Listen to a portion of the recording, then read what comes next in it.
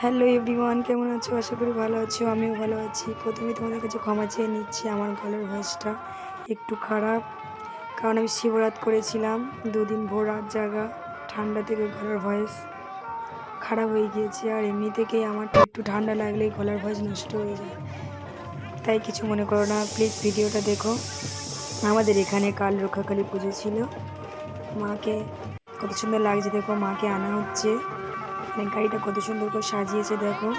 আর মায়ের মুখটা দেখো ছোট্ট মতো, মানে দেখলেই মন ভরে যাবে। মানে মাকে দেখলে মনের একটা যে শান্তি অনুভব হয়, তা বলে বোঝানো যায় না।